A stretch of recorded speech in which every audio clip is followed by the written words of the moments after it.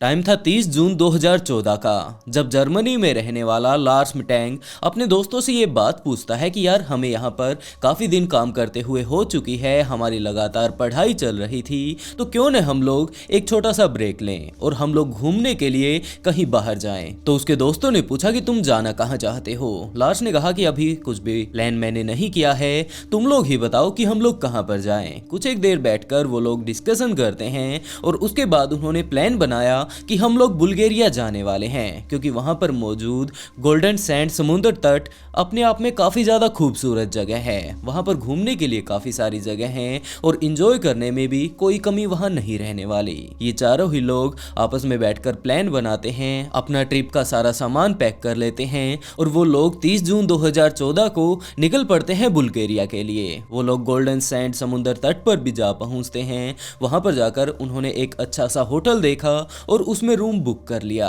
और जैसा कि उन लोगों ने पहले ही प्लान बना लिया था कि हम लोग यहाँ पर अच्छी अच्छी जगहों को एक्सप्लोर करने वाले हैं और अपने टाइम को अच्छे से बिताने वाले हैं, तो वो लोग यही बात करने लगते हैं। वो लोग वहाँ पर बीच पर जाते हैं, वहाँ पर जितना भी स्ट्रीट फूड लगा हुआ था उसमें से अलग अलग स्ट्रीट फूड को वो चेक करते हैं, खाते हैं, पीते हैं और मस्ती करते हैं। इसी बीच 30 तारीख से 6 तारीख के बीच वो लोग काफी सारी मस्ती करते हैं, क्योंकि उन्हें पता था कि 6 तारीख को हमें वापस जाना है, क्योंकि उनका ये ट्रिप लगभग एक हफ्ते का होने वाला था। तो इसी एक हफ्ते के बीच वो लोग वहां पर मौजूद अलग अलग क्लबों में जाते हैं, वहां का जो भी कोई स्पेशल खाना था उसे खाते हैं और यूं ही पूरा हफ्ता वो वहां पर मस्ती करते हैं। लेकिन अब टाइम आ चुका था 6 जुलाई 2014 का, जब अगले ही दिन उन्हें वापस अपने देश जर्मनी के लिए उड़ान भरनी थी। तो 6 तारीख को फिर से वो लोग वहीं पर निकल पड़ते हैं घूमने के लिए और उसके दोस्तों ने ये प्लान बनाया कि आज हम लोग दोबारा से बीच पर जाने वाले हैं, वहां पर काफी सारी मस्ती करेंगे और उसके बाद वापस आकर सोचेंगे कि हमें खाना क्या है, पहले हम लोग जाकर थोड़ा बीच की सैर कर आएं। लेकिन लॉर्स इस बात के लिए मना कर देता है। उसने कहा कि आज टीवी पर सोकर का मैच आने वाला है और मेरी फेवरेट टीम वहां पर खेलने वाली है, तो मैं तो जाकर गेम देखने वाला हूँ। और यहाँ पास में ही जिस पब में आप लोग गए थे वहां पर एक टीवी मौजूद है, तो मैं वहां जाकर अपना एंजॉय करने वाला हूँ। यही बात बोलकर वो पब की तरफ चला जाता है और उसके बाकी दोस्त बीच पर घूमने के लिए चले जाते हैं। और शाम को वो सभी लोग अपने रूम पर आ चुके थे। यहाँ पर आकर उन्होंने प्लानिंग बनाई कि हम लोग अब खाने वाले क्या हैं। तो लॉर्स ने ही कहा कि चलो बाहर चलकर ही देखते हैं कि यहाँ पर खाने के लिए क्या क्या मौजूद है। तो वो लोग बाहर जा पहुंचते हैं और वहां पर जाकर लॉर्स के दोस्त की नजर पड़ती है वहीं पर मौजूद मैकडोनल्ड पर, और उन्होंने ये बात कही कि आज हम लोग यहाँ पर जाएंगे और इसके अंदर चलकर डिसाइड करेंगे कि हम लोग क्या खाने वाले हैं। सारे के सारे लोग इस बात पर राजी हो गए और वो लोग मैकडोनल्ड के अंदर चले जाते हैं और वहां पर जाकर उन्होंने अपना अपना खाना ऑर्डर कर दिया। लेकिन इसी बीच लार्स का मोबाइल बजता है और वो यूं ही बातें करते करते मैकडोनल्ड से बाहर आ जाता है। लेकिन काफी ज्यादा टाइम बीत जाने के बाद भी वो वापस नहीं आया। अब उनका खाना वगैरह आ चुका था, तो उसके दोस्त बाहर आते हैं मैकडोनल्ड से और उसे ढूंढने लगते हैं, लेकिन अभी तक वो वहां से जा चुका था और उसके दोस्तों को भी नहीं पता था कि वो कहां पर चला गया। वो लोग अपना मोबाइल होटल में ही छोड़कर आ चुके थे, जिसके चलते वो सारे के सारे वापस अंदर चले जाते हैं और उन्होंने ये बात सोची कि हो सकता है वो इसी तरह बातें करते करते किसी दूसरी तरफ निकल गया होगा और वो कुछ ही देर बाद वापस लौट आएगा। लेकिन काफी देर बीत जाने के बाद भी लॉर्स वापस नहीं आया, तो उन्होंने यही बात सोची कि हो सकता है वो वापस होटल ही चला गया होगा। और वो लोग उसका जितना भी खाने पीने के सामान थे उसे पैक करवाकर होटल ही आ पहुंचते हैं। लेकिन यहाँ होटल में पहुंचने पर भी उन्हें पता चलता है कि लॉर्स तो यहाँ पर पहुंचा ही नहीं। वो लोग काफी ज्यादा अब चिंता करने लगते हैं उसकी, लेकिन उनका एक दोस्त ये बात भी कहता है कि वो अब बच्चा नहीं है, वो जरूर यहाँ पर कहीं घूमने के लिए गया होगा और वैसे भी आज हमारी यहाँ पर आखिरी रात है, तो हो सकता है वो बीच की तरफ ही चला गया हो, क्योंकि वो दिन में भी सोकर का मैच देख रहा था। और यही बात सोचकर उसके सारे दोस्त सो चुके थे, लगभग आधी रात हो चुकी थी, जिसके बाद लॉर्स वापस अपने होटल पहुंचता है और उसने वहां पर पहुंचकर अपना जब दरवाजा खटखटाया तो उसके दोस्तों ने दरवाजा खोल लिया और उससे ये बात पूछी कि अभी तक तुम कहां पर थे। तो लार्स अंदर आता है और उसने कहानी बतानी शुरू की कि यार मैंने तुम लोगों को बताया नहीं, दरअसल मैं जब दिन में सोकर मैच देखने के लिए गया था तो वहां पर कुछ एक लोग और भी खड़े थे। मैं अपनी टीम को चेज कर रहा था, वो लोग किसी और टीम को चेज कर रहे थे, लेकिन धीरे धीरे कर मेरे वाली टीम जीतने लगी और उन लोगों को गुस्सा आ गया, जिसके बाद हम दोनों के बीच काफी ज्यादा कहासुनी हो जाती है। मैं अकेला था, वो लगभग 3-4 लोग थे।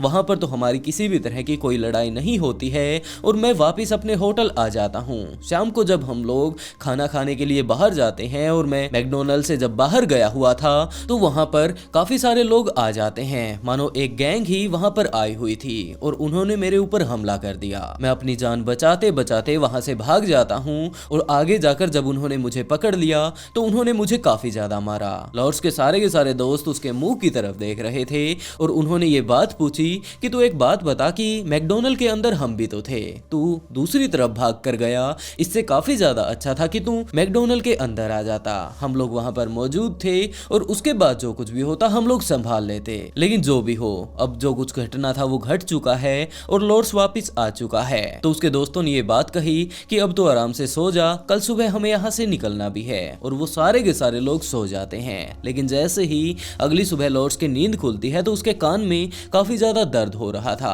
उसने अपने दोस्तों को बताया और उसके दोस्तों ने यही बात कही कि तुझे तुरंत डॉक्टर के पास जाने की जरूरत है। वो लोग उसे डॉक्टर के पास लेकर भी जाते हैं और डॉक्टर ने जब उसका सारा का सारा चेकअप किया तो डॉक्टर ने बताया कि इसके कान पर चोट लगी हुई है और इसी चोट के कारण इसके कान का जो अंदर का पर्दा है उसके ऊपर भी काफी ज्यादा बुरा इफेक्ट पड़ा है और इसे सर्जरी की काफी ज्यादा जरूरत है। तो लॉर्ड्स ने डॉक्टर से कहा कि मैं अभी सर्जरी नहीं करवा सकता, जब हम लोग हमारे देश हमारे घर पहुंच जाएंगे उसके बाद मैं अपनी सर्जरी वगैरह करवाता रहूंगा, अब आप थोड़ा सा जुगाड़ कर दीजिए। तो डॉक्टर ने उसे दवाई दी, लेकिन डॉक्टर ने इसके साथ ये बात भी कही कि आपको जो कुछ भी दवाइयां वगैरह चाहिए थी वो मैंने दे दी है, लेकिन अभी भी आप ट्रैवल करने के लायक नहीं हैं, क्योंकि जब आपका एरोप्लेन उड़ने लगेगा तो ऊपर हवा का दबाव घटने लगता है और वो आपके कान के लिए अभी बिल्कुल भी सेफ नहीं है। तो आपको कुछ एक दिन यहाँ पर वेट करनी चाहिए और जब आपका कान रिकवर होने लगे तो आप वापस जा सकते हैं। तो लॉर्ड्स ने कहा कि चलो ठीक है और यही सब बातें करके अपनी दवाई वगैरह वो लेकर वहां से आने लगता है। लेकिन आने से पहले डॉक्टर ने ये बात भी कही कि ये जो मैंने दवाई दी है इसे खाकर अल्कोहल का सेवन मत करना, नहीं तो तुम्हें और एक नई समस्या का सामना करना पड़ सकता है। और लॉर्ड्स इस बात के लिए हाँ भरकर वहां से चल पड़ता है। उसके सारे के सारे दोस्त बाहर आ चुके थे और उन्होंने भी ये बात सोचनी शुरू की कि यार अब हमें अपनी भी टिकट कैंसिल करवा देनी चाहिए, क्योंकि अगले 2-3 दिन और हम लोग यहाँ पर रहने वाले हैं। लेकिन लॉर्ड्स ने इस बात से साफ इनकार कर दिया कि यार तुम लोग तो जाओ, तुम लोग मेरे कारण यहाँ पर क्यों रुक रहे हो। तो उसके दोस्तों ने कहा कि तुम यहाँ अकेले क्या करोगे, हम सारे के सारे लोग कुछ एक दिन और यहाँ पर छुट्टियां मना लेंगे। लेकिन लॉर्ड्स ने कहा कि यहाँ पर आने से पहले हम लोगों को पता था कि ट्रिप से वापस आकर हम लोगों को कितने ज्यादा जरूरी काम है और मैं नहीं चाहता कि मेरे लिए तुम अपने वो सारे काम छोड़ दो, तो तुम लोग जाओ, मैं 2-3 दिन बाद तुम्हारे पीछे पीछे ही आ जाऊंगा। और ये बात कुछ एक देर बाद ही उसके दोस्त भी मान जाते हैं और वो सारे के सारे अपनी फ्लाइट पकड़कर वापस जर्मनी आ पहुंचते हैं। वहीं दूसरी तरफ लॉर्ड्स ने एयरपोर्ट के पास मौजूद एक होटल को बुक कर लिया और वो वहीं पर रहने लगता है। लेकिन एक रात जैसे ही बीतती है, अगली सुबह आती है तो वो थोड़ा परेशान नजर आने लगा। होटल स्टाफ को जब वो काफी ज्यादा परेशान नजर आता है तो उन्होंने उससे पूछने की कोशिश की, लेकिन वो किसी से भी कोई भी बातें नहीं करता है। वो चुपचाप अपने रूम में आ पहुंचता है। लेकिन जैसे ही रात होने लगी तो वो डिनर के लिए भी अपने रूम से बाहर नहीं आता है और वो रात को अपनी माँ के पास फोन करके ये बात कहता है कि उसके जितने भी बैंक के एटीएम कार्ड हैं, क्रेडिट कार्ड हैं, उन सभी को ब्लॉक करवा दे। वो काफी ज्यादा घबराया हुआ था तो उसकी माँ ने ये बात पूछी कि बेटा तुम ठीक ठाक तो हो ना, और तुम ये सारी बातें क्यों बोल रहे हो। लेकिन लॉर्ड्स अपनी माँ को उस टाइम ऐसा कुछ भी नहीं बोलता और वो जस्ट अपना मोबाइल काट देता है। लेकिन जैसे ही रात के करीबन 3 बजते हैं तो वो अपनी माँ के पास फिर से कॉल करता है और उन्होंने उसे बताया कि वो काफी ज्यादा घबराया हुआ है, उसे बहुत ज्यादा डर लग रहा है और कुछ एक लोग उसके पीछे पड़े हुए हैं जो कि उसे जान से मार डालेंगे। उसकी माँ कुछ भी समझ नहीं आई कि ये लड़का रात को सोने से पहले भी ATM card, credit card block करने के लिए बोल रहा था और अब ये कुछ इस तरह की बातें बोल रहा है। आखिरकार इसके साथ चल क्या रहा है। तो उसकी माँ ने लॉर्ड्स के दोस्तों से संपर्क किया और उसके दोस्तों ने लॉर्ड्स की माँ को ये बात बताई कि अब रात तो काफी ज्यादा हो चुकी है, कोई बात नहीं, सुबह होने का इंतजार कीजिए, क्योंकि उसकी सुबह जर्मनी के लिए फ्लाइट होने वाली है। तो जैसे ही वो जर्मनी पहुंचता है हम लोग उससे बातें कर लेंगे कि आखिरकार उसे किस तरह की समस्या है। उसकी माँ इस बात के लिए भी मान जाती है कि रात के वैसे भी 3 बज चुके हैं और हम लोग कुछ भी नहीं कर सकते। और जैसे ही सुबह होती है तो उसकी फ्लाइट कल है ही और जैसे ही वो वापस आएगा तो हम लोग पूछ लेंगे कि आखिरकार उसे समस्या समस्या क्या है। लेकिन जैसे ही अगली सुबह होती है तो 6 बजे ही लॉर्स टैक्सी लेकर एयरपोर्ट आ पहुंचता है। वो थोड़ा घबराया हुआ था, उसके आंखों में नींद साफ साफ देखी जा सकती थी, लेकिन वो फ्लाइट लेने से पहले एयरपोर्ट पर ही मौजूद एक डॉक्टर के पास जाता है और उसे जाकर सारी की सारी अपनी समस्या बताता है कि मुझे इस तरह कान में चोट लगी हुई थी और इसी कारण मैं अपनी पिछली फ्लाइट नहीं ले पाया था, तो क्या अब मैं ठीक हूँ और वापस अपने घर जाने के लिए तैयार हूँ। तो डॉक्टर ने उसे अच्छे से एग्जामिन किया और उसके कान को देखकर ये बात कही कि हाँ, तुम्हारा कान बिल्कुल ठीक है और तुम फ्लाइट लेने के लिए बिल्कुल तैयार हो। लेकिन डॉक्टर ने दूसरी तरफ ये भी देखा कि ये काफी ज्यादा घबराया हुआ है। और इसी तरह जब वो दोनों बातें कर रहे थे तो उसी टाइम एयरपोर्ट पर लगा हुआ एक कंस्ट्रक्शन वर्कर जो कि अपनी फुली ड्रेस में था, डॉक्टर के पास आ पहुंचता है। दरअसल उसे छोटी मोटी चोट लग गई थी और वो उसी की पट्टी करवाने के लिए डॉक्टर के पास आया था। लेकिन जैसे ही लॉर्स ने उस कंस्ट्रक्शन वर्कर को देखा तो वो काफी ज्यादा घबरा जाता है। वो अपने दोनों ही हाथ अपने फेस के आगे अड़ा लेता है और वो लगातार एक ही बात उस कंस्ट्रक्शन वर्कर से बोल रहा था कि मुझे मत मारना, मैं जीना चाहता हूँ। वो लगातार बार बार यही बात उसकी तरफ बोल रहा था और वहाँ डॉक्टर के रूम के एक कोने में जाकर दुबक कर बैठ जाता है। लेकिन जब डॉक्टर और वो कंस्ट्रक्शन वर्कर उसके पास पहुंचते हैं कि यार मैं तुम्हें क्यों मारने लगा, तो लॉर्स और ज्यादा घबरा जाता है और वो अपना सारा का सारा लगेज वगैरह वही डॉक्टर के रूम में छोड़कर सीधा बाहर की तरफ भागने लगता है। वो लगातार बार बार एक ही बात बोल रहा था कि मुझे मत मारना, मैंने कुछ भी नहीं किया और मैं जिंदा रहना चाहता हूँ। उस टाइम एयरपोर्ट पर लगे एक सीसीटीवी कैमरे में वो नजर आता है जिसमें हम लोग साफ साफ देख सकते हैं कि वो किस तरह से भागकर एयरपोर्ट से बाहर जाता है। उसके बाद वो वहीं सड़क के किनारे पैदल पैदल भागता है और उसके बाद सड़कों को पार करते करते वहीं पास में मौजूद जंगल में घुस जाता है। लेकिन अभी भी दूसरी तरफ वो कंस्ट्रक्शन वर्कर और वो डॉक्टर पीछे से यही बात देख रहे थे कि आखिरकार ये बंदा भाग क्यों गया। कि उसी टाइम वो डॉक्टर उस मजदूर की तरफ देखने लगता है और ये बात बोलता है कि यार तू सच में ही कंस्ट्रक्शन वर्कर है ना, कहीं तू उसे सच में ही तो नहीं मारने के लिए आया था। तो उस मजदूर ने भी डॉक्टर को यही बात कही कि मैं तो यहीं एयरपोर्ट पर कंस्ट्रक्शन के काम पर लगा हुआ हूँ और मैंने तो कभी इस आदमी को देखा भी नहीं। वो दोनों कंफ्यूज थे।